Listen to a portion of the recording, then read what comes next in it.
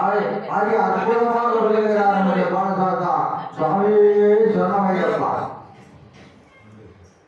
ஓம் சாமியே சரணமையப்பா.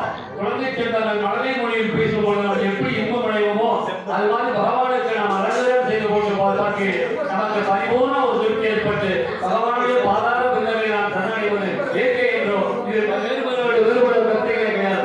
ஆகவே ஐயப்பனை நாம் அலங்காரம் செய்து பார்க்கையில் அவன் சகல தரிசனம் காட்டுகின்ற ஒரு பீதாம்பரதாரியாக அகல்மலை பொழிகின்றார். சரணமையப்பா சரணமையப்பா சரணமையப்பா சரணமையப்பா சரணமையப்பா சரணமையப்பா சரணமையப்பா சரணமையப்பா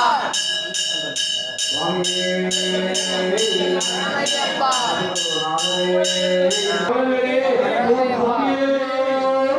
சரணமையப்பா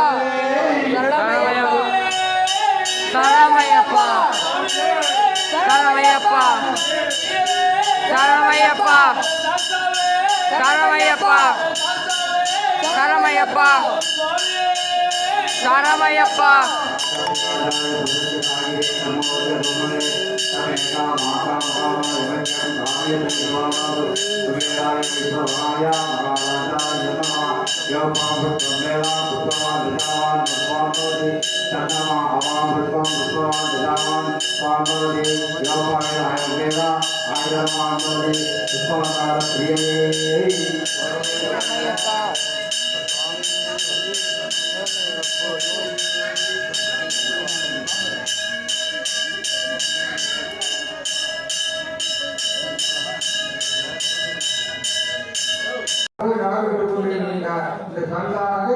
வடமொழி சங்கினால் அபிஷேகம் நடைபெற்றுக் கொண்டிருக்கிறது. ஏற்கனவே சொன்னபடி இந்த உபகரணங்களை உதவிய ஸ்ரீ பூர்ண செந்தில் நகைக்கடை உரிமையாளர்களுக்கு நமது கோவிலின் சார்பில் நன்றியை சொல்கிறோம். சங்காபிஷேகத்தால் மாறாது பாவங்களை நிவர்த்தி செய்யக்கூடிய அற்புதமான பானை கொண்டது நாம் சங்காபிஷேகம். இந்த சங்காபிஷேகம் நாம் கண்டு கொள்கிறோம். சுவாமி சரணமையப்பா சுவாமி சரணமையப்பா சுவாமி சரணமையப்பா சரணமையப்பா ஐயப்பா சரணம் சுவாமி சரணம் சுவாமி ஐயப்பா சுவாமி ஐயப்பா சரணம் ஐயப்பா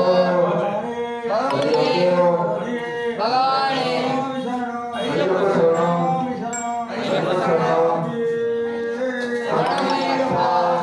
அடுத்தபடியாக சதயம் அதற்குரிய உபகரணங்களால் அபிஷேகமானது ரிஷப வாகனத்தினால் எடுத்து வந்து இந்த அபிஷேகம்